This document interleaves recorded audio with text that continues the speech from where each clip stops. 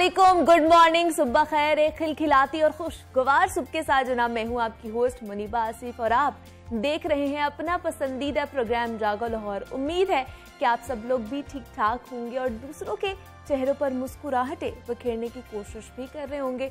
और नॉर्मल हालात में तो हम देखते हैं कि किसी को खुश करना तो शायद इतना मुश्किल काम नहीं होता, बड़ा आसान होता है किसी को जो है उसके मुंह पर मुस्कुराहट लेकर आना। लेकिन तकलीफ और मुश्किल हालात से जो गुजरते लोगों के चेहरे पर मुस्कान से जाना यकीनन एक मुश्किल मरहला भी होता है और काम भी होता है। बढ़ते हैं अपनी पहली स्टोरी की तरफ और कुछ बात कर लेते हैं सेहत और फिटनेस के हवाले से। तो जिस्मानी सेहत के साथ साथ जहनी सेहत भी इंतहाई अहमियत की हामिल होती है और हाफिजा अल्लाह ताला की बहुत बड़ी नेमत है। लेकिन जदीद साइंस के मुताबिक आमतौर पर किसी भी सेहतमंद फर्द में 30 साल की उम्र के बाद हाफजे की कमजोरी का अमल शुरू हो जाता है। लेकिन फी जमाना ये शिकायत बढ़ती ही जा रही है। वैसे तो भूल जाना बीमारी के दायरे में आता है, लेकिन ये अल्लाह ताला की एक ऐसी नेमत भी है जिसकी वजह से इंसान कई मुश्किलात, मसाइल और जो मसाइब हैं उनसे गुजर कर बाद हजार नॉर्मल हालत में आ जाता है, उनको भूल जाता है। लेकिन मसला तब जन्म लेता है जब हाफिजे की कमजोरी बीमारी में बदल जाए और समाजी जिंदगी आप लोगों की मुतासिर होने लगे। वैसे तो हाफिजे की कमजोरी की बीमारियां हैं, लेकिन उनमें से सबसे आम जो है वो अल्जाइमर है, जो डेमेंशिया की एक किस्म है। और इस मर्ज में दिमाग के ऐसे हिस्से मुतासिर हो जाते हैं जो फिक्र, यादाश्त और जुबान के इस्तेमाल को काबू करते हैं। और पाकिस्तान की अगर बात की जाए तो 1.5 लाख से ज्यादा उम्र रसीदा अफराद जो हैं वो अल्जाइमर का शिकार है। और पाकिस्तान समेत दुनिया भर में अल्जाइमर से मुतल्लिक आगाही का आलमी हफ्ता मनाया जा रहा है, जिसका मकसद अल्जाइमर से मुतल्लिक मालूमात फराहम करना है। अल्जाइमर की बीमारी है क्या, इसके इलामात क्या हैं और इससे बचाव कैसे मुमकिन हो सकता है, इस पर आज हमने बात करनी है। हमारे साथ इस वक्त मौजूद हैं डॉक्टर ताहिरा रुबाब हैं, क्लिनिकल साइकेट्रिस्ट हैं। डॉक्टर ताहिरा, मैं आपको खुश आमदीद कहती हूँ। जागो लाहौर में कैसी हैं आप? मैं बिल्कुल ठीक हूँ, thank you so much. Doctor Tahira, जैसे अल्जाइमर का आलमी हफ्ता मनाया जा रहा है तो हम भी उसी पे बात करने वाले हैं कि अल्जाइमर बीमारी एक्चुअली है क्या, भूलने की बीमारी इसको क्यों कहते हैं और इसकी वजूहात क्या होती हैं? बेसिकली अल्जाइमर जो है ये याददाश्त की, जैसे आपने पॉइंट आउट किया, एक बीमारी है जिसमें यूजुअली लोग जो है वो अपनी ज़िंदगी के बहुत ही अहम किस्म के मामलात, आजकल की बातें और थोड़ा सा रिसेंट जो है उनका ज़िंदगी जो होती है उसके बारे में चीज़ें जो है वो भूलना शुरू हो जाते हैं। यानी पास्ट की कुछ चीज़ें उनको याद रहेंगी, बहुत पास्ट उनको याद होता है। मगर जो रिसेंट चीज़ें होती हैं, जैसे अगर ये मैं अभी एक्सट्रीम की बात कर रही हूँ, शुरू में तो छोटी छोटी चीज़ें भूलना शुरू होती हैं, जैसे चाबियाँ कहाँ रख दी हैं, मैंने अपनी डायरी, आज मैंने कौन कौन से काम करने थे, इस तरह की चीज़ें जो हैं वो शुरू में फील होना शुरू होती हैं कि अच्छा मुझे चीज़ें भूल जाती हैं, मैं जहाँ रखता हूँ, पैसे भूल जाते हैं, इस तरह की चीज़ें, आम चीज़ें भूलना शुरू होती हैं। बट जैसे ग्रेजुअली ये बीमारी बढ़ना शुरू हो जाती है, उसकी वजह से लोग जो हैं अपनी डे रूटीन्स को भूलना शुरू हो जाते हैं। यानी उन्होंने खाना खाया है, नहीं खाया, उन्होंने अपनी मेडिसिन खाई है, नहीं खाई, वो रहते कहाँ पे, अपने घर का एड्रेस वगैरह वो भूल जाते हैं, वो अपने रिश्तेदारों के बारे में भूल जाते हैं कि ये कौन है और अभी रिसेंटली वो किससे मिले हैं, आज किससे मिले हैं। बहुत सारे लोग जो कि उनको डे टू डे रूटीन में मिलते हैं, उन लोगों को भूलते जाते हैं। और आहिस्ता आहिस्ता जो है ये शुरू आज से होती है और फिर पीछे जाना शुरू हो जाती है। यानी ये नहीं होता कि पास्ट की चीजें पहले भूलते हैं। आज की वही मैं आपसे पूछने लगी थी, क्योंकि हम लोग ये ज्यादा जल्दी कि हम लोग पास्ट की बातें भूल जाते हैं। 4-5 साल पहले कुछ हुआ, 10 साल पहले कुछ हुआ तो हम उसको भूल के नॉर्मल अपनी जिंदगी गुजारने लग जाते हैं। लेकिन जो अल्जाइमर के लोग हैं वो अपना जो करंट उनकी सिचुएशन चल रही होती है वो भूलना शुरू हो जाते हैं। रिसेंट से वो पास्ट की तरफ जो जाना शुरू हो जाते हैं। पास्ट की उनको ऐसी ऐसी स्कूल की बातें भी याद होंगी जो हम सोच भी नहीं सकते कि याद होंगी, लेकिन जो उनकी रीसेंट मेमोरी होती है वो जो है वो इफ़ेक्ट होना शुरू हो जाती है। और यूजुअली अल्जाइमर जो है वो उसके लिए हम ये नहीं कह सकते कि ये आदमियों में ज़्यादा होती है, ये औरतों में ज़्यादा होती है, ये किसी में भी हो सकती है। और उसकी बहुत सारी वजूहात जो हैं कॉमनली हमें नज़र आती हैं। But the thing is this कि जब यूजुअली जैसे जब कोई इंसान भूलना शुरू होता है तो हम उनको आमतौर पे कह देते हैं कि कोई बात नहीं, भूल भी जाते हैं, कोई इस तरह की चीज़ें हो जाती हैं, जिसकी वजह से यूजुअली ये वाला मसला जो है ये अंडर डायग्नोज रहता है। यानी इसके बारे में लोगों को पता नहीं है और खुद भी वो, क्योंकि लोग कहते हैं कि जी स्ट्रेसफुल लाइफ इतनी ज्यादा है, चीजें इतनी ज्यादा ऊपर ये नॉर्मल है, भूल जाना नॉर्मल है। और फिर फिर अगर जैसे एज इसमें बहुत बहुत इंपॉर्टेंट है। जैसे शुरू तो ये किसी भी स्टेज और एज के ऊपर हो सकती है, मगर यूजुअली जो जिसको हम कहेंगे कि ये एक रेड अलर्ट है, तो वो 50s वाला जो इरा है, यानी 45 से ऑनवर्ड्स, आप 50 खास तौर पे 50 से ऑनवर्ड जैसे आप जाते जाते तो उसमें अल्जाइमर्स होने के चांसेस जो हैं वो ज़्यादा है, मगर इसकी डिटेक्शन अर्ली एज पे भी हो सकती है। अच्छा। 30s के बाद भी ये चीज़ें जो हैं वो कुछ रेयरली हमें मतलब आपको कहीं ना कहीं सिम्टम्स शो होना शुरू हो जाते हैं। बिल्कुल होते हैं, मगर यूजुअली जो है जिस तरह से हम अल्जाइमर्स की खास तौर पे बात करते हैं तो अनफॉर्चुनेटली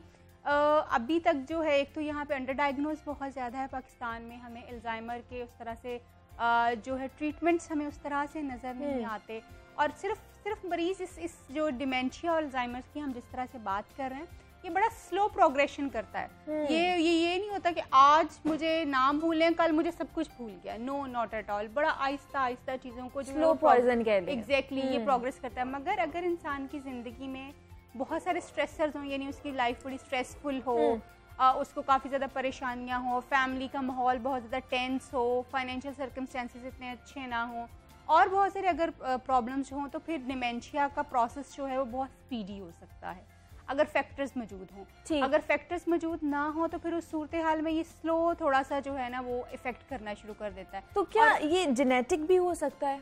ये होता ही जेनेटिक है बेसिकली। अच्छा। मोस्ट ऑफ द टाइम अगर सिर्फ हम अल्जाइमर्स की और डिमेंशिया की बात करेंगे तो ये जेनेटिकली ट्रांसफर्ड होता है।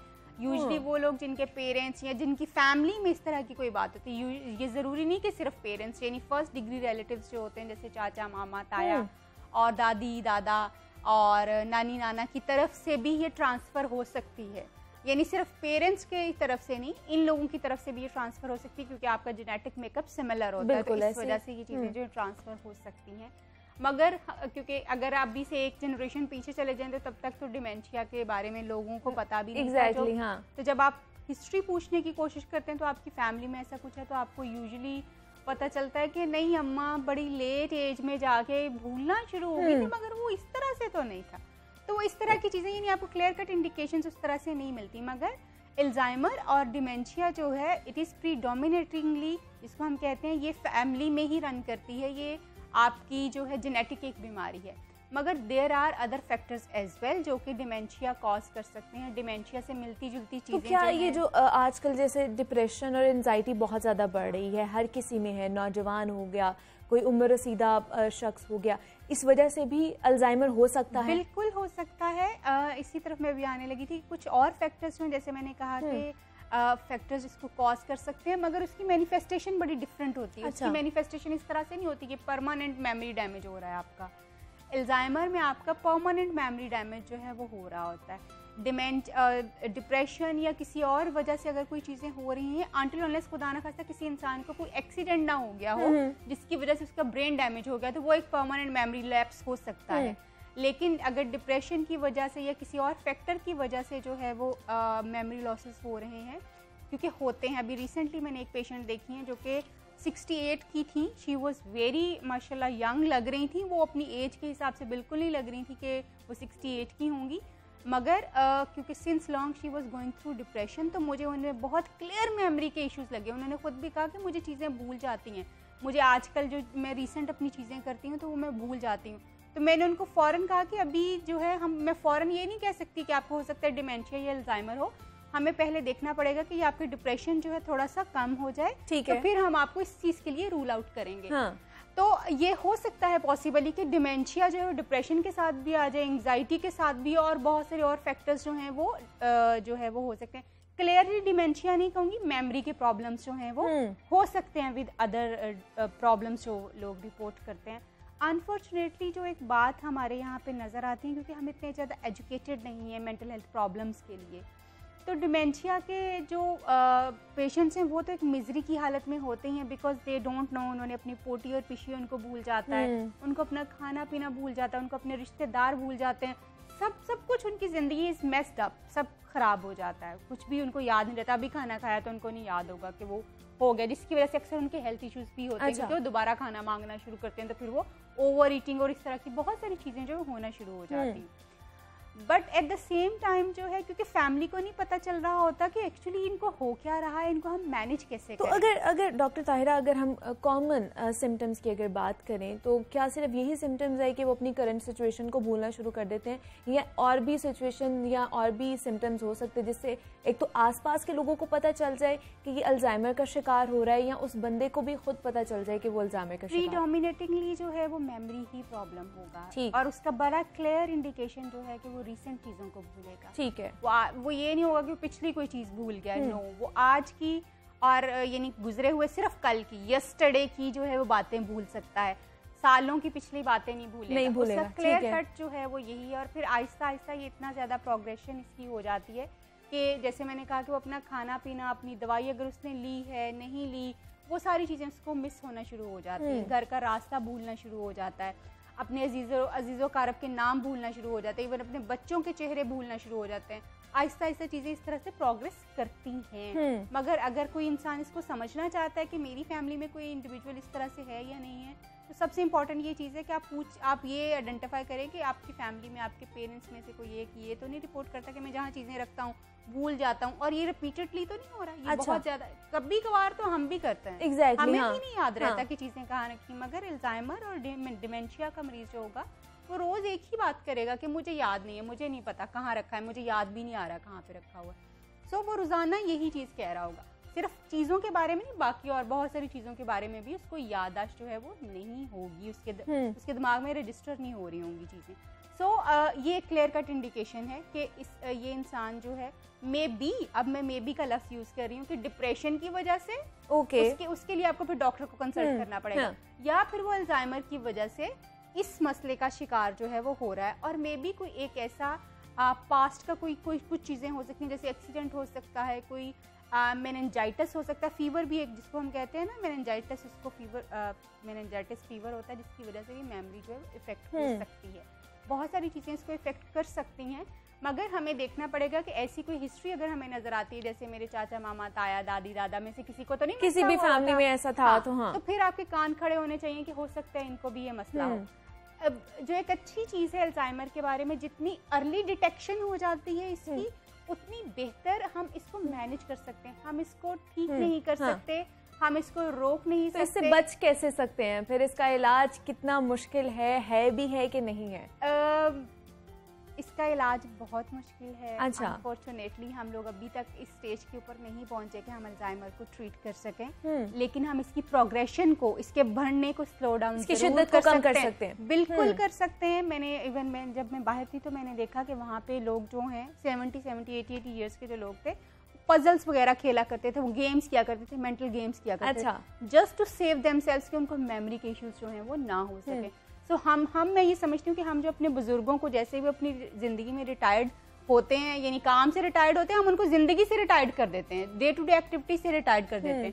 तो ये सबसे मैं समझती हूँ कि एक जुल्म वाली बात है कि आप अपने माँ बाप को जो है, या अपने जो घर के एल्डर्स हैं उनको उनकी रिस्पॉन्सिबिलिटी से हटा दें। अगर आप चाहते हैं कि वो मेंटली फिजिकली फिट रहें, और डिमेंशिया और अल्जाइमर की चांसेस जो हैं वो रहेंगे तो सही, मगर उसकी प्रोग्रेशन और मैनिफेस्टेशन जो है वो लेट हो, तो बहुत बेहतर ये है कि आप उनको डे टू डे एक्टिविटीज में से मत रोकिए। वो जो छोटी छोटी जिम्मेदारियां उनकी घर की हैं वो उनको करने दें, जो चीजें उनकी याद को जो है उसके साथ रखेंगे, अपने बच्चों को उनके साथ कनेक्ट कीजिए ताकि वो ज्यादा से ज्यादा बातें उनके साथ शेयर जो है वो कर सकें। पजल्स जो हैं, गेम्स वगैरह जो हैं, मेंटल एक्टिविटीज वाली जो गेम्स हैं, वो ज़्यादा से ज़्यादा उनको करवाने की कोशिश करें, और उनके दोस्तों के साथ और रिश्तेदारों के साथ उनके कनेक्शन को जो है बहुत ज़्यादा बढ़ाइए। और उसके साथ साथ जो है जैसे आपको आइडेंटिफाई होना शुरू होता है कि इनको मेमोरी के प्रॉब्लम्स जो हैं वो होना शुरू हो गए, रिपीटेडली उस इन्फॉर्मेशन को उनके सामने बोलिए, उनको वो चीज़ें बार बार याद कराएं। और बहुत इंपॉर्टेंट है कि मरीज के इलाज के साथ फैमिली जो है वो अपनी हेल्प करे। एग्जैक्टली, उनका भी, फैमिली का भी बड़ा किरदार इसमें अहम होता है। डॉक्टर ताहिरा रुबाब हमारे साथ मौजूद थी, क्लिनिकल साइकेट्रिस्ट हैं। डॉक्टर ताहिरा, बहुत शुक्रिया आपके वक्त का। और जिस तरह अल्जाइमर के बारे में जनाब हम बात कर रहे थे, और बहुत सी चीज़ें जो आपकी भी क्लियर हो गई होंगी इस हवाले से, मज़ीद भी आपसे बात करेंगे। हम वक्त पर एक छोटी सी ब्रेक का मिलते हैं, इस ब्रेक के बाद।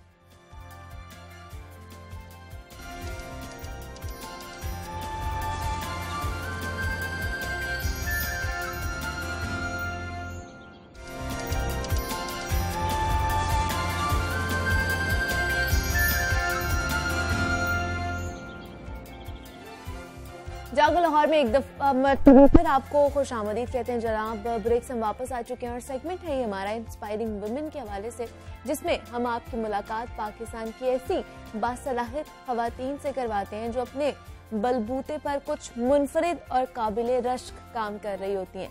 और सोशल मीडिया तो हम सभी यूज करते रहते हैं और मेरा ख्याल भी ये है कि सोशल मीडिया इस वक्त हमारी जिंदगी का एक बहुत ही इम्पोर्टेंट हिस्सा जो है वो बन चुका है। लेकिन अगर सोशल मीडिया का पॉजिटिव यूज किया जाए तो ना सिर्फ वो अच्छे खासे आप लोगों को पैसे कमा कर दे सकता है, बल्कि अपनी एक मुनफरिद पहचान भी बनाई जा सकती है सोशल मीडिया के थ्रू। और आज हम आपकी मुलाकात भी एक ऐसी ही बाहिम्मत और बासलाहियत मेहमान से करवाने जा रहे हैं जिन्होंने ये साबित किया कि घर से बाहर निकलने बगैर भी एक कामयाब बिजनेस कैसे किया जा सकता है और अपनी फैमिली को सपोर्ट कैसे किया जा सकता है। चंद बरस पहले खाने पीने के हवाले से बनाए जाने वाले एक फेसबुक पेज से शुरू होने वाला ये सफर एक कामयाब बिजनेस की शक्ल इख्तियार कर चुका है। आप अपनी मर्जी का खाना घर बैठे ऑर्डर कर सकते हैं, बिरयानी हो या कौरमा, गाजर का हलवा हो या फिर पंजीरी हो, सब कुछ आपको एक ही क्लिक में घर बैठे मिल सकता है। वो ये सब कैसे कर रही हैं, कब से कर रही हैं, ये उन्हीं की कहानी, उन्हीं की ज़बानी जानते हैं। हमारे साथ इस वक्त मौजूद हैं आयशा इरफान है, सर्टिफाइड शेफ हैं और जनाब अपना एक बिजनेस जो है आयशा's किचन के नाम से वो भी ऑनलाइन रन कर रही हैं। आयशा, मैं आपको खुशामदीद कहती हूँ जागो लाहौर में, कैसी हैं आप? अल्लाह का शुक्र, आप बताएं। बहुत शुक्रिया मुझे इनवाइट करने का, मुझे बहुत खुशी हुई यहाँ पे आके। बहुत मैं भी बिल्कुल ठीक ठाक हूँ। आयशा, सबसे पहले अगर आपके इसके बारे में, बिजनेस के बारे में जाना जाए तो कैसे ख्याल आया आपके खाना बनाना आपने शुरू करना है? खाना बनाना आपका शौक था या बिजनेस करना आपका शौक था? एक्चुअली खाना बनाना मुझे बहुत अच्छा लगता था। अच्छा। जैसे कुछ लेडीज होती हैं फेड अप हो जाती है, लेकिन मुझे जब भी मैं बहुत खुशी से खाना बना लेती थी। और बिजनेस क्या है, क्योंकि मैं एक शेख फैमिली से बिलोंग करती हूँ तो हमारे खून के अंदर जो है ना वो बिजनेस है। अच्छा। तो मुझे कोई इतनी एफर्ट नहीं करनी पड़ी। और उसके जब मैं किसी को खाना प्रेजेंट जब भी करती थी ना, तो फर्स्ट वो मुझे आइडिया ये देता था कि आप अपना बिजनेस क्यों नहीं शुरू करती हैं, क्योंकि टेस्ट अच्छा था उस टाइम पे। लेकिन उस टाइम पे ये था कि मैं जॉब कर रही थी, एक सेमी गवर्नमेंट ऑफिस के अंदर थी। मैं अच्छे, हाँ जी, as a water wing incharge मैं काम कर रही थी। तो बच्चे भी मेरे साथ छोटे थे उस टाइम पे। वहाँ पे मेरी प्रमोशन हुई, फिर उन लोगों ने कहा कि आप, मैं पार्ट टाइम जॉब कर रही थी, बड़ा अच्छा सैलरी पैकेज था, मैटरनिटी लीव मिलती थी, सब कुछ। लेकिन क्या था कि वहाँ पे उन लोगों ने मेरी प्रमोशन की और फिर मुझे कहा कि जी आप फुल टाइम यहाँ पे करें काम। फिर क्या था, मेरे छोटे बच्चे थे, मैं बच्चों को इग्नोर नहीं कर सकती थी और फुल टाइम तो मैं नहीं कर सकती थी। फिर मैंने डिसीजन लिया कि नहीं, मैं अपने बच्चों के साथ टाइम गुजारूंगी और मैं उनको अकेला नहीं छोड़ सकती, तो मैंने वो क्विट कर दी जॉब। फिर सेकंड ऑप्शन मेरे पास जो लोग थे, फैमिली फ्रेंड्स थे, सब थे, उन्होंने मुझे यही आइडिया दिया कि आप फूड का बिजनेस स्टार्ट करें। और इस 7 साल पहले ये जो ऑनलाइन फूड बहुत यूनिक आइडिया था। अच्छा। तब ऐसा कोई आपको कहीं से आइडिया नहीं मिल सकता था कि मैं ऑनलाइन शुरू करूं। लेकिन कुछ मेरी ऐसे फैमिली फ्रेंड्स थे जो इंकरेज किया, उन्होंने इवन मुझे पेज बना के दिया। तो मेरे पास पहले से बहुत सी पिक्चर्स पड़ी होती थी, क्योंकि जब भी मैंने खाना टेबल लगाना है मैंने पिक्चर्स ले लेनी थी। तो जैसे उन्होंने मुझे पेज बना के दिया तो मैंने फिर अपनी पिक्चर्स लगाई। और मेरी गुड लक भी थी कि वेरी नेक्स्ट डे से मुझे ऑर्डर्स वहां से आना शुरू हो गया। क्योंकि उस टाइम पे इतना ये नहीं था ना, कॉमन नहीं था। एग्जैक्टली 7-8 साल पहले की बात है कि वो इतना कॉमन नहीं था। अब तो आजकल कोविड की वजह से हर कोई शुरू कर रहा है, अच्छी बात है, अप्रिशिएट करती हूँ मैं उन सबको इस चीज़ के लिए। लेकिन तब ये बिल्कुल यूनिक आइडिया था। तो वेरी नेक्स्ट डे मेरा ये काम वहाँ से शुरू हो गया हुआ था। तो एक तो आपने बताया 7-8 साल हो गए आपको इस काम में, इस बिजनेस को रन करते हुए।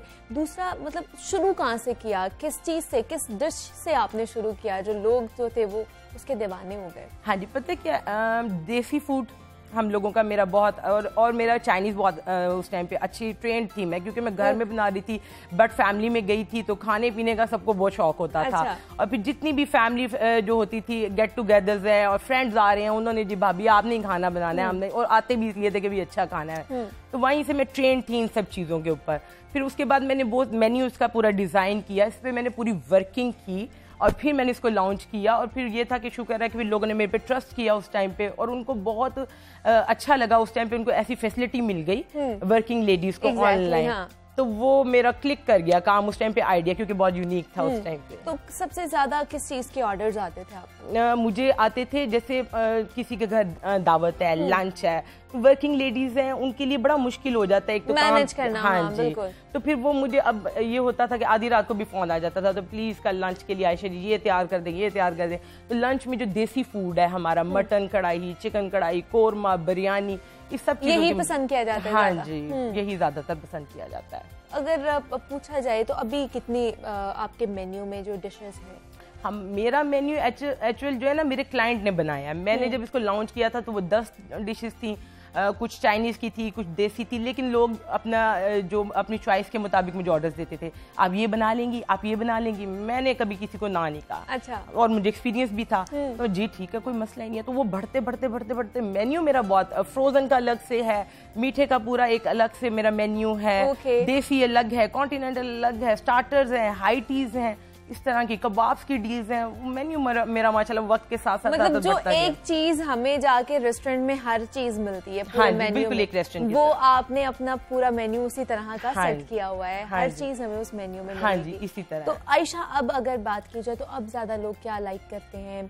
चाइनीज करते हैं, देसी खाने की तरफ जाते हैं, क्या ज्यादा पसंद होता है? वो डिपेंड करता है कि मुझे किस ओकेजन के लिए वो लोग ऑर्डर कर रहे हैं। सम टाइम मुझे हाई टीज के ऑर्डर्स आते हैं कि जी हाई टी है, उसका पूरी हर चीज़ मैं प्रिपेयर करके, डेकोरेट करके और फिर उसको लैमिनेट करके मैं भेज देती हूँ, बस आपने जाके उसको सर्व करना होता है। फिर कुछ लोगों की अगर दावत है तो मैंने कुछ डील्स इस तरह डिज़ाइन की हुई है कि बहुत ज़्यादा आपको जो है ना एफर्ट नहीं करनी पड़ती है कि वो आप सोचें कि मुझे अगर लंच करना है तो फिर मैं क्या क्या करूँ। मैंने उसकी एक डील डिजाइन कर दी होती है, ठीक है। जैसे एक कबाब की डील है, उसमें 5 टाइप जो है कबाब है, वो 1600 की डील है, वो एक प्लेटर अच्छा सा तैयार हो जाता है कबाब्स का। तो इस तरह जो है ना ज्यादा एफर्ट नहीं करनी पड़ती। मैं खुद भी हेल्प करती हूँ, मैं उनसे पूछती हूँ कितनी सर्विंग्स हैं, कितने पर्सन्स हैं, क्या चाहिए, उनसे पूरी डिटेल में बात करते हैं। उनके लिए फिर हम डिजाइन करते हैं, मटन की कुछ डिशेस कर लेते हैं, कुछ चिकन की डिशेस कर लेते हैं, जिनसे उनका एक अच्छा टेबल तैयार हो जाता है। तो आयशा, जब आपने स्टार्ट किया था तब आपने अकेली ने स्टार्ट किया था, सारा कुछ खुद मैनेज कर लेती थी? हाँ जी, मैं अकेली तो नहीं, अकेले का तो ये काम नहीं है। हाँ, बिल्कुल ऐसे ही है। कुछ जैसे लेडीज मुझसे पूछती हैं, मेरे हस्बैंड नहीं मान रहे हैं, मैं इसको शुरू करना चाहती हूँ, मैं कहती हूँ अकेले काम कर ही नहीं सकती। From the day of first जो डे था मेरे हस्बैंड ने मुझे बहुत सपोर्ट किया। फिर मेरी सिस्टर थी साथ, वो फर्स्ट डे से मेरे साथ है और वो लोग अभी भी मेरे साथ हैं। फिर अब हम लोगों का क्या होता है, हम सब हार्ड वर्किंग है, हम टाइम नहीं देखते, हम डे नहीं देखते, हम ईद नहीं देखते, हम संडे नहीं देखते, हम कुछ भी अगर फैमिली में बड़े से बड़ा फंक्शन होता है, अगर हमारा कोई ऑर्डर है तो हम इजीली उसको छोड़ देते हैं और अपने काम करते हैं। तो वो एक डिवोटेड टीम है पूरी मेरी। उसके अलावा मेरी एक हेल्पर है, वो भी मेरे साथ 15 सालों से है, वो पहले से थी। वो देसी जैसे पराठे बड़े अच्छे बना के देती हैं, आलू के पराठे हैं, फिर साग है, फिर मतंजन है, गुड़ वाले चावल हैं। अच्छा। यानी कि वो एक डिपार्टमेंट उन्होंने पूरा संभाला हुआ है। तो मेरी सिस्टर ने देसी डिपार्टमेंट संभाला हुआ है और मेरे हस्बैंड ने जो है वो पैकिंग, परचेजिंग, वो पूरा एक डिपार्टमेंट उन्होंने संभाला हुआ है। तो एक स्टाफ पूरा चल रहा है और बच्चे हैं मेरे, वो बहुत ज्यादा हेल्प कराते हैं। अच्छा। हाँ जी।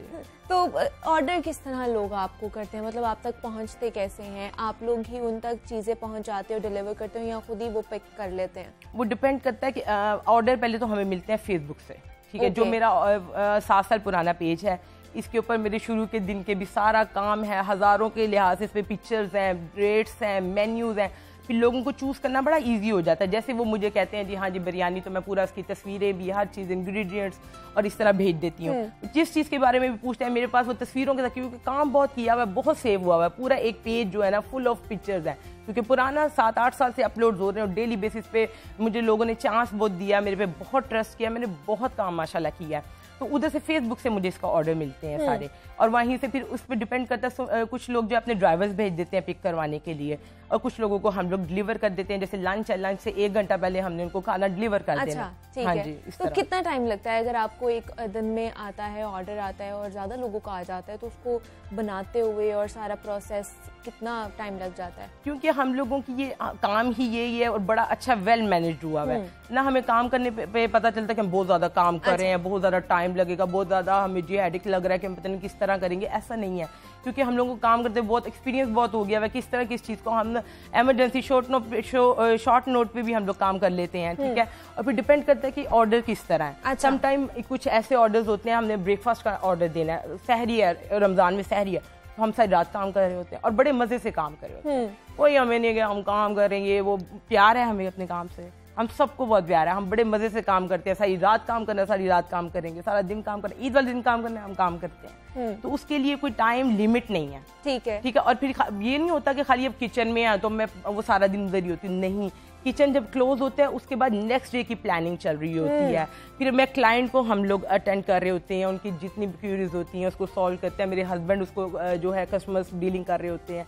फिर हम पैकिंग को देखना होता है, हमने फिर जो परचेजिंग करनी होती है, ये खाली किचन तक काम नहीं है, फिर आपको नेक्स्ट डे की प्लानिंग होती है, फिर कोई डील्स डिजाइन कर रही होती है। एग्जैक्टली, हाँ जी, रोज एक नया टास्क मिल जाता है उसको, आप लोगों ने मैनेज करना होता है कि किस तरह। तो किस प्राइस रेंज की आप लोगों के मेन्यू में चल रही है? प्राइस क्या है, कहाँ से स्टार्ट होती है और कहाँ तक चली जाती है? हमारा मिनिमम जो ऑर्डर है ना वो हम 1200 का जो है वो डिलीवर करते हैं। उसमें 1 kg जो है चिकन कढ़ाई भी हो सकती है, कोई बिरयानी हो सकती है। 1 kg जो मिनिमम हमारी, क्योंकि हम लोग आफ्टर जो टेकिंग ऑर्डर जो है ना प्रिपरेशन करते हैं, फिर आपके टेस्ट के मुताबिक हम उसके अंदर चीजें डालते हैं। स्पाइसेस आपकी जो है टेस्ट के मुताबिक डलते हैं, किसी को ब्लैक पेपर में चाहिए, किसी को ऑयल में चाहिए, किसी को घी में चाहिए, किसी को अपने जो बच्चों के लिए चाहिए होता है। हाँ। इस तरह तो उसके मुताबिक हम उसको जो फ्रेश बनाते हैं ऑर्डर लेने के बाद, पहले से कुछ नहीं बना हुआ होता हमारा। लेकिन जो फ्रोजन की हमारा सारा है ना डिपार्टमेंट, वो डेली बेसिस पे मेकिंग हो रही होती है। फ्रोजन का एक अलग डिपार्टमेंट है, उसके एक अलग क्लाइंट्स हैं। तो और किड्स फूड है हमारे पास, वो जैसे लेडीज होती हैं, उनको प्रॉब्लम हो रही होती है बच्चों के खाने में क्या पसंद है क्या नहीं पसंद है, तो मेरा इतना इंटरेक्शन उससे रहा है, क्लाइंट के साथ इतनी बातचीत होती है कि मुझे आइडिया हो जाता है कि इनकी क्या रिक्वायरमेंट्स है। अब जो मदर्स हैं जी, लंच बॉक्स के लिए मैं कहती हूँ कि आपको ढूंढने की जरूरत नहीं है, मैंने लंच बॉक्स की एक अलग से डील बना दी हुई है। इसी तरह मैंने कबाब्स की, हाई टीज की डील है, आप चूज करें और बस वो आपके और अपना जो वो मजे का जो एक तो आपका टेस्ट भी अच्छा होगा और मजे का आपको खाना भी मिल जाएगा, घर पर बैठे हुए आपको कोई मुश्किल नहीं पेश आएगी। आयशा इरफान हमारे साथ मौजूद थी। आयशा, बहुत शुक्रिया, आप यहाँ पर आई हैं और आपने अपना एक्सपीरियंस जो है वो हमारे साथ शेयर किया है। और आयशा मेरे ख्याल से एक ऐसी मिसाल है कि आप घर पर बैठ के भी अपना नाम बना सकते हैं और अपना काम भी आगे लेकर जा सकते हैं। जनाब मजीद भी आपसे बात करेंगे, यहाँ वक्त तो एक छोटी सी ब्रेक का मिलते हैं, इस ब्रेक के बाद।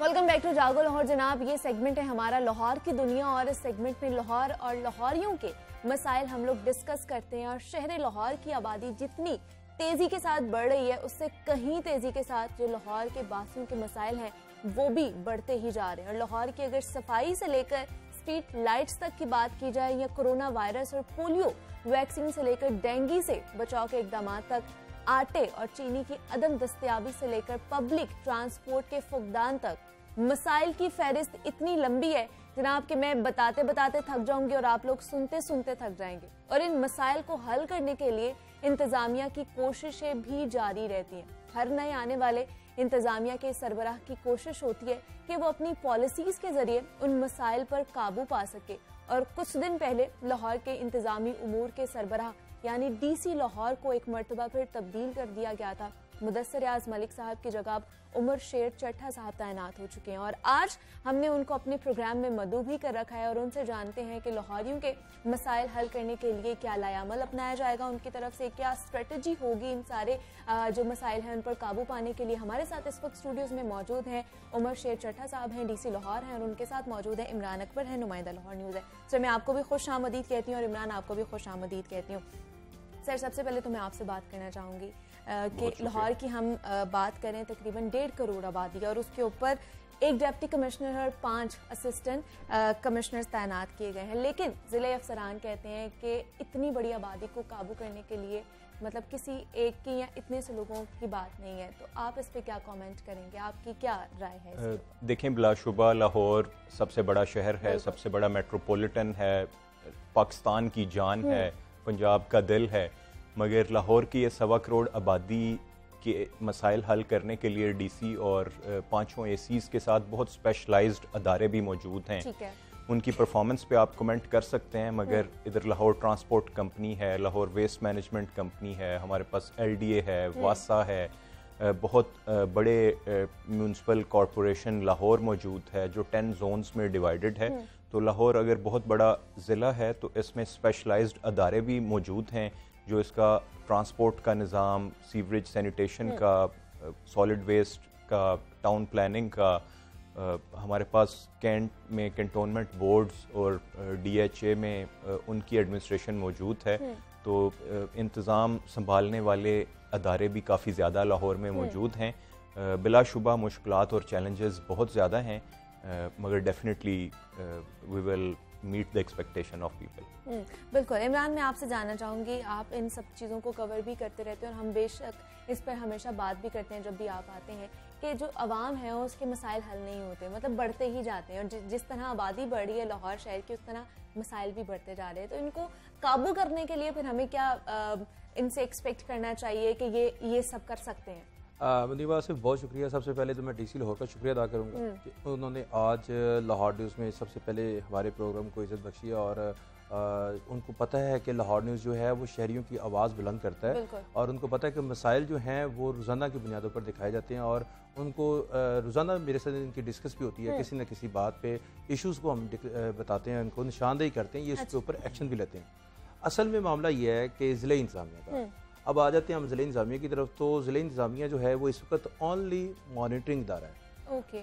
अगर कहीं पे रात को छत भी गिर गई है ना, तो इब्तदाई रिपोर्ट इनके पास सबसे आनी है। इन्होंने अपने असिस्टेंट कमिश्नर को कहना है, असिस्टेंट कमिश्नर ने तहसीलदार को, पटवारी को साथ वहाँ पे पहुँचना, मौके पे लेकर फौरी तौर पर 3 से 4 मिनट 5 मिनट बाद इनके पास रिपोर्ट आ जानी है। रेस्क्यू की भी रिपोर्ट आती है, कहीं पे आग लग गई, इनके वहाँ पे जवान पहुँच जाने हैं, इन्होंने अपने अब ये बिजी रहते हैं सारा दिन, ये डे बाय डे काम चल रहा होता है।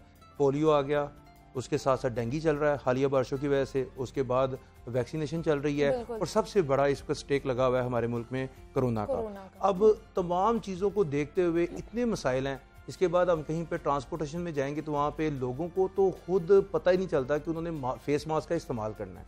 अब इन्होंने तो अपील करनी है, या ज़्यादा से ज़्यादा जुर्माना कर देंगे या उनको हवालात में बंद कर देंगे, इससे ज़्यादा क्या कर सकते हैं, क्योंकि शहरी हैं लाहौर के, लाहौर शहर है, लाहौर शहर में रहने के तरीक़ेकार भी हैं।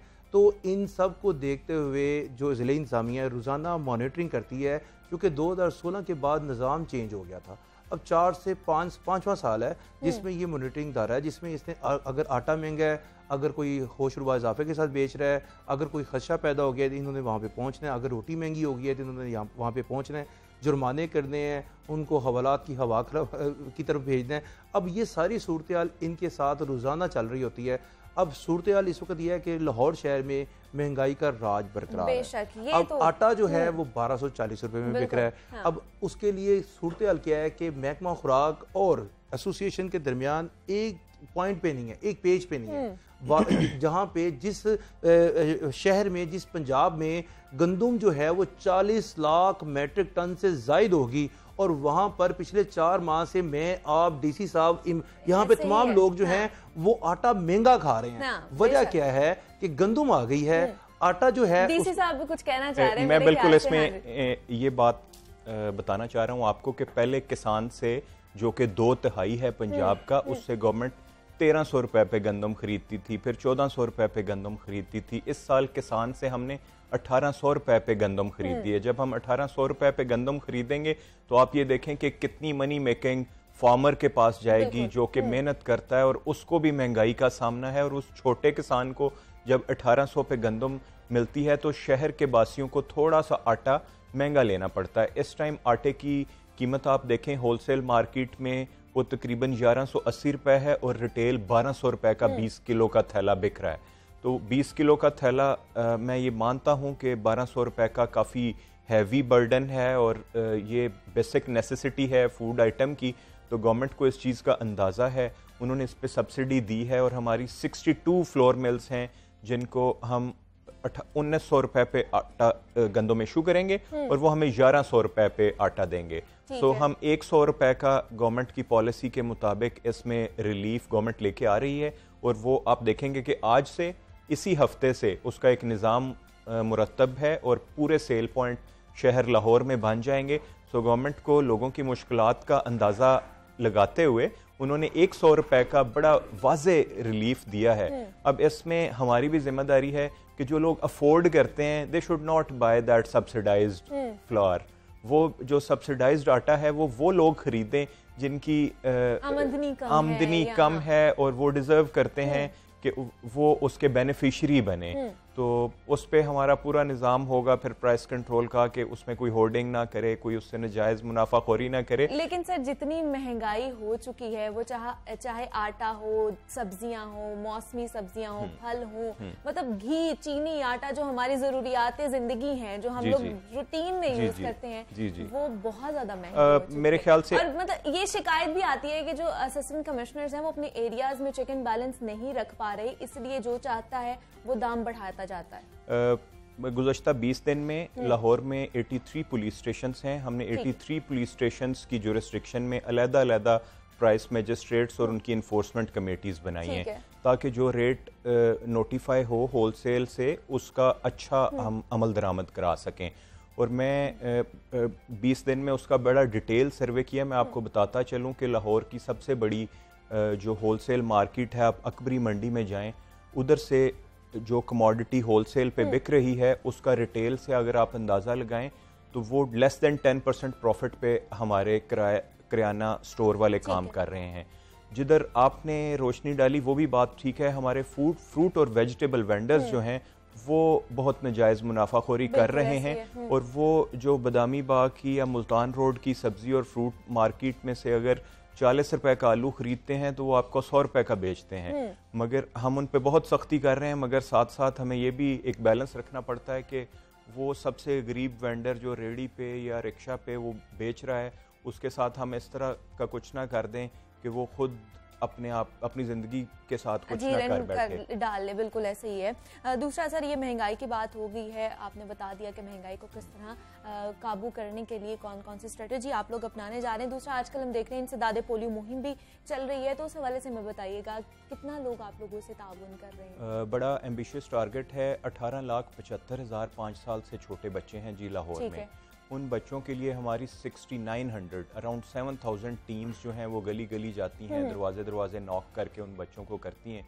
तो इसमें आवाम का बहुत बड़ा जिम्मेदारी है, बहुत बड़ी जिम्मेदारी है कि जब उनका बच्चा ने अगर पोलियो के कतरे नहीं पिए, वो कहते हैं नहीं आप शाम को आ जाएं, आप सुबह आ जाएं, तो वो टीम्स को बड़ी दिक्कत का सामना करना पड़ता है कि उन्हें रात 8 बजे 9 बजे 10 बजे हम वापस डाटा कलेक्ट करते हैं, तो अभी वो टीम सड़कों पे होती हैं जो सुबह 8 बजे अपना रेफ्रिजरेटेड बैग लेके निकलते हैं, वो रात 10 बजे तक हमारे लोग चलते हैं। हम डेली अपना टारगेट पूरा कर रहे हैं। WHO की टीम्स हैं, इंडिपेंडेंट मॉनिटर्स हैं उस पर। और लाहौर में आखिरी पोलियो का पॉजिटिव केस आया था दिसंबर 2019 में, ठीक है, और उसके बाद से अभी तक नहीं आया। मेरी पूरी कोशिश है कि हम लाहौर को पोलियो फ्री रखें। और ये एक इंटरनेशनल इंडिकेटर होता है कि अगर 3 साल तक आपका पोलियो का एक बच्चा नहीं आता तो then there is a hope कि in surrounding of the city it will be polio free zone and polio will be eradicated from Lahore और पंजाब। तो इसमें मेरी पूरी कोशिश है कि हम पोलियो फ्री इसको करें। हमें रेजिस्टेंस आती है, रिफ्यूज़ल्स आती हैं, और बहुत जगहों पे law and order situation create होती है। उन सबको हम निगोशिएशंस के ज़रिए, काउंसलिंग के ज़रिए हैंडल करते हैं। और वी आर कमिटेड। अभी भी हम लोग मतलब इतने तरक्की याफ्ता उसमें आगे हैं, जदीद दौर में आगे, लेकिन अभी भी इमरान लोगों का कॉन्सेप्ट यही है कि जी पोलियो वैक्सीन नहीं पिलानी, कतरे नहीं पिलाने, ये हो जाएगा वो हो जाएगा। अभी भी लोग ताउन नहीं करते किसी हद तक। मैं तो सर मुनीबा सबसे पहले ये कहूँगा कि पिछले 1 साल से 1.5 साल से ना लाहौर जो है वो पोलियो फ्री है। इसके सैंपल, इन्वायरमेंटल सैंपल जो हैं वो नेगेटिव आए हैं, तो ये बहुत बड़ी बात है। आपकी 5 ट्रेन्स हैं जहाँ से ये सैंपल्स लिए जाते हैं।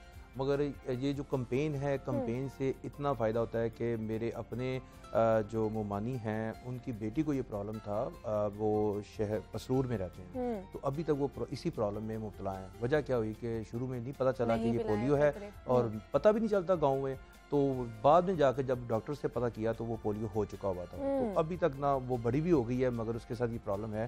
तो मैं ये कहता हूँ कि 5 साल से कम उम्र बच्चे जो हैं उनको पोलियो के कतरे, जैसे DC लाहौर अपील कर रहे होते हैं, वैसे ही हमारा चैनल भी सब लोगों से अपील कर रहा था, क्योंकि काम ऐसा है कि लोगों की सेहत का मामला है, उनकी हिफाजत का मामला है। तो जितना हो सके टीम आती है, और सबसे बड़ी बात है आपके घर के दरवाजे को आकर दस्तक दी जाती है, वहाँ पे निशान लगाए जाते हैं, उसके अंगूठे पे निशान लगाए जाते हैं, ताकि पता चल सके कि इस बच्चे को पोलियो के कतरे पिलाए जा चुके हैं। और ये बहुत बड़ा टारगेट होता है। और जो इस वक्त लाहौर की टीमें हैं ना हेल्थ की, ये जो घर घर जाते हैं, ये अब ना इनको पता चल गया है कि हमने लाहौर के बच्चों को टैकल कैसे करना है, और अल्लाह करे कि इस साल अगले साल तक लाहौर जो है इस चीज़ से निकल जाए ताकि जितने शहरी जो हैं ज़िले इंतज़ामिया के साथ, हेल्थ की टीमों के साथ ताउन करेंगे, उतनी जल्दी ही लाहौर पोलियो फ्री हो जाएगा। और पोलियो फ्री होने से हम एक बहुत बड़ी बीमारी का जो सामना कर रहे हैं उससे निकल जाएंगे। और उसके बाद तो अब हमारे सर पे कोरोना चढ़ा हुआ है, डेंगू। अब लाहौर शहर एक ऐसा है जहाँ पे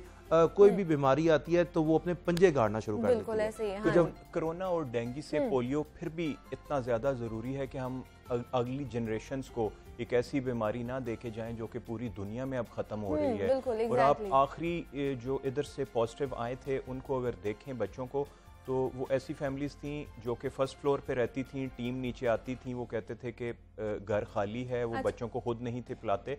तो मैं तमाम आपकी वसाजत से सामीन को ये बताना चाहूँगा कि लाहौर में 363 हेल्थ फैसिलिटीज़ हैं, फिक्स सेंटर्स ऐसे मौजूद हैं जिन पे अगर हम आपका बच्चा मिस होता है आप हमसे रब्ता करें या उस सेंटर से पिला लें। अगर आपका बच्चा 6 माह 1 साल तक वो नहीं पीता तो ना सिर्फ उसकी अपनी सेहत बल्कि वो पूरी सोसाइटी के लिए, पूरे मुआशरे के लिए, लाहौर सिटी के लिए एक डेंजर है, एक ख़तरा है कि वो उसके ज़रिए ये वायरस मज़ीद ना फैल सके। सो इट्स बोथ वेज, ये आवाम को भी ताउन करना पड़ेगा और बिल्कुल ऐसे ही है, एहतियात ही करनी है और ताउन करना है और कतरे पिलाने हैं। और वो कोई भी, जैसे हम कोरोना की जैसे आप बात करें और सर कोरोना भी बढ़ता ही जा रहा है, उसको काबू करने के लिए दूसरा क्या कर रहे हैं, SOPs पे किस तरह अमल दरामद करवा रहे हैं, दूसरा चहलुम भी आ रहा है, उस पर क्या आप लोगों की पॉलिसी होगी, क्योंकि इंतजामात किस तरह के होंगे, क्योंकि उसके बाद भी केसेस बढ़ने का खदशा बहुत ज़्यादा बढ़ जाता है। आप देखें कि लाहौर में मैस वैक्सीनेशन सेंटर्स बने हुए हैं, हमारे एक्सपो सेंटर से लेके PKLI तक, UCH हॉस्पिटल से लेके रेलवे हॉस्पिटल तक तकरीबन 50% प्लस लाहौर ने अपनी फर्स्ट डोज लगवा ली है। कोई आपने अनफेवरेबल या कोई इस तरह का रिएक्शन, साइड इफेक्ट नहीं देखा, तो लोगों का कॉन्फिडेंस बिल्ड होना चाहिए, वो सेकंड डोज भी लगाएं। हमने हर तरह की इन्फोर्समेंट रिजीम रखी कि जैसे आपके हम स्टूडियो में आते हैं तो लोग वैक्सीनेशन चेक करते हैं, इसी तरह पार्क्स में जाते हैं, आप इंटरनेशनली ट्रैवल करते हैं, आप किसी बड़ी तकरीब में जाते हैं तो वैक्सीनेशन सर्टिफिकेट और 1166 पे आपका CNIC भेज के चेक करते हैं। तो इस चीज़ को मज़ीद हम कर रहे हैं इन्फोर्स, इस तरह के लोगों को उस रजीम में लेके आए, इन्फोर्स करें हम और ये वैक्सीनेशन लगाएं। Second thing is social distancing, maintaining 6 feet distance and wearing mask. तो कमिश्नर लाहौर ने शायद पूरे सब कॉन्टिनेंट की सबसे बड़ी ये कैंपेन की, लाहौर वेयर मास्क, उसमें तकरीबन 3 करोड़ मास्क हमने फ्री बांटे और वो लोगों ने फ्री ही हमें डोनेट किए थे without using any Penney from public exchequer.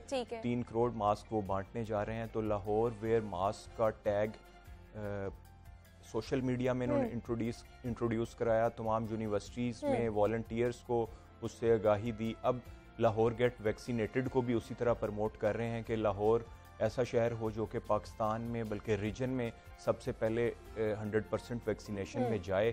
तो उसके लिए अगेन फ्री वैक्सीनेशन सेंटर्स हैं, इंतज़ामात को आप सब लोग कवर कर चुके हैं, लाहौर के सबसे बड़े सेंटर्स पे वो हो रही है। तो जितनी जल्दी लोग वैक्सीनेशन कराएंगे उतनी जल्दी लाहौर की कारोबारी फ़ज़ा, लाहौर के तमाम हेल्थ सेफ्टी स्टैंडर्ड्स इम्प्रूव करेंगे। दूसरा सर, अगर पूछा जाए, मैं आपसे पर्सनली सवाल पूछना चाहती हूँ कि एक पब्लिक पॉलिसी बनाई जाती है पब्लिक के लिए, उनको पब्लिक पर ही इम्प्लीमेंट करना कितना मुश्किल होता है आप लोगों के लिए? और डेफिनेटली बहुत मुश्किल होता है लोगों को इस चीज़ पे कायल करना, लोगों को पहले उस चीज़ की अवेयरनेस देना, फिर उस चीज़ पे कायल करना और बाद में उस पर अमल दरामद करने के लिए जब हमें इन्फोर्समेंट करनी पड़ती है तो इन्फोर्समेंट में पेनल्टी फिक्स करनी पड़ती है। तो कोविड SOPs की वजह से लोगों के businesses, routines, offices, even employment बहुत मुतासर हुई है। उन लोगों को उस सोसाइटी पे मैं मज़ीद पेनल्टीज़ लगाऊं, फ़ाइन करूं, FIRs कराऊं, तो उसमें लाजमी हम भी दिल रखते हैं तो कोशिश करते हैं कि ना करें, मगर फिर ज़रूरी है फॉर पब्लिक बेनिफिट वो सख्ती करनी पड़ती है फिर साथ साथ। बिल्कुल ऐसे ही है, लेकिन सर अब तो पाबंदियां भी खत्म करते जा रहे हैं या थोड़ी सी रिलैक्सेशन दोबारा से पब्लिक को दी जा रही है, तो क्या लगता है आपको कि पाबंदियां वैसे जो SOPs हैं उन पर उनका ख्याल रखा जाएगा? देखें, जब भी आपको कोई सहूलत मिलती है तो उसके साथ जिम्मेदारी मिलती है। जैसे we are sitting on media तो साथ आपकी जिम्मेदारी भी है। इसी तरह अब जब पाबंदियां रिलैक्स होंगी तो ये जिम्मेदारी हर बिजनेस इंडिविजुअल पे, हर गैदरिंग करने वाले पे, हर इज्तिमा करने वाले पे ये होगा कि वो कितनी जिम्मेदारी करते हैं, का मुजाहरा करते हैं। वरना हम तो डेली 10 बजे रात के ये चीज़ रिव्यू करते हैं कि आज हमने 600 लोगों को अरेस्ट किया, 300 लोगों को जुर्माना किया, इतनी जगह हमने सील की। तो वो बिजनेस प्रेमिसेस होती हैं, सील होती हैं, लोगों का नुकसान होता है। हम वो दिल से नहीं करते, बट वो ज़रूरी है, हमने उसे इन्फोर्स करना है लोगों में, एक वाइब क्रिएट करने के लिए कि that if you violate that policy, exactly आपको सजा मिलेगी अगर आप वो वायलेट करेंगे। आप कुछ कहना चाह रहे हैं इमरान? अमरीबा, मैं ये कहना चाह रहा हूँ कि अगर दो दफ़ा डी साहब ने कहा कि हम भी दिल रखते हैं, बिलीव करेंगे दिल रखते हैं तो बचे हुए हैं। अगर ये जहाँ पे भी जाएं तो वहाँ पे वायलेशन होती है, बिल्कुल तो ऐसे ही वहाँ हम भी पे देखते हैं, फौरी तौर पर FIR सील हो जाए। अभी संडे की रात को असिस्टेंट कमिश्नर माल्टाउन ने 11 जो रेस्टोरेंट हैं कज़ावी स्टेडियम में, जहाँ पे लोग जाते हैं रात को तफरीह करने, खाना खाने, तो वो जब सील कर दिए तो मुझे ना इस तरह लगा जिस तरह, क्योंकि कज़ावी स्टेडियम इस वक्त मेन आपकी जगह बन चुकी है खाने वगैरह की ना, जिसको हम इस तरह कह सकते हैं कि वो एक फूड स्ट्रीट टाइप बन गई है। तो वहाँ पे ना जब वो बंद हुए तो उसके बाद काफ़ी कॉल्स भी जो हैं वो कह रहे थे कि मुझे इतनी कॉल्स आई हैं, मैंने फ़ोन बंद कर दिया है, क्योंकि सिफारिशात शुरू हो जाती हैं साथ ही कि जी खोल दें, अब नहीं करेंगे। अब यही सूरत हाल मैं ये कह रहा हूँ कि कल जो नोटिफिकेशन आया ना NCOC की तरफ से और महकमा प्राइमरी एंड सेकेंडरी हेल्थ की तरफ से, जब मैंने वो पढ़ा तो मैंने कहा ये तो सब कुछ खुल गया, यानी कि हफ्ता भी मिल गया। संडे को तो वैसे ही लाहौरिये जो हैं वो 1-2 बजे उठते हैं, उठ के देखते हैं, अपना जरा मजाज चेक करते हैं कि आज निकलना है बाहर या नहीं निकलना, चले सोए रहते हैं दोबारा। इस तरह का सिस्टम चलता है संडे वाले दिन। मगर जो 6 दिन होते हैं वो लाहौरियों को मिल गए हैं, ये सबसे बड़ी बात है। मगर इसके साथ साथ जिम्मेदारी कहना चाह रहे हैं आपकी बात। इमरान, इसमें देखें आपकी बात बिल्कुल ठीक है कि अगर रिलैक्सेशन आई है तो वो लोगों की एम्प्लॉयमेंट, बिजनेस अपॉर्चुनिटीज और उसको बच्चों की तालीम, स्टूडेंट्स का फ्यूचर, इन सब चीज़ों को मद्देनजर रखते हुए रिलैक्सेशन आई है। मगर साथ साथ NCOC की, फेडरल एंड प्रोविंशियल गवर्नमेंट की नज़र इन्फेक्शन रेट पे भी है कि अगर मरीजों की तादाद में इजाफा होता है, हमारे जो बेड मुख्तस हैं कोरोना के लिए वो दोबारा फुल हो जाते हैं, अगर खुदा ना खास्ता दोबारा से वेंटिलेटर्स फुली यूटिलाइज हो जाते हैं तो हमें दोबारा से लॉकडाउन की और सख्तियां बर्दाश्त करनी पड़ेंगी। सो इसलिए ये बहुत ज़रूरी है कि अगर गवर्नमेंट ने रिलैक्स किया तो हम भी जिम्मेदारी का मुजाहरा करें। और जो शादी करवाने वाले, वो जो शादियां करवाने वाले वो इसी महीने में जल्दी करवा लें, फिर लॉकडाउन हो सकता है। थोड़े से ही दिन है उनके पास। ठीक है जी, उमर चट्टा साहब हमारे साथ मौजूद थे, DC लाहौर है। सर बहुत शुक्रिया आपके वक्त का और आप यहाँ पर आए हैं। और इमरान, आपका भी बहुत शुक्रिया कि आपने भी वक्त दिया। और जिस तरह हम बात कर रहे थे जनाब DC लाहौर साहब से, और उम्मीद करते हैं कि जनाब अब जो है मसाइल जो हैं वो लाहौरियों के हल होते नजर आए। तो मुझे अब आपने इजाज़त देनी है, अपना बहुत सारा ख्याल रखना है, मुझे भी दुआओं में याद रखिए। अल्लाह।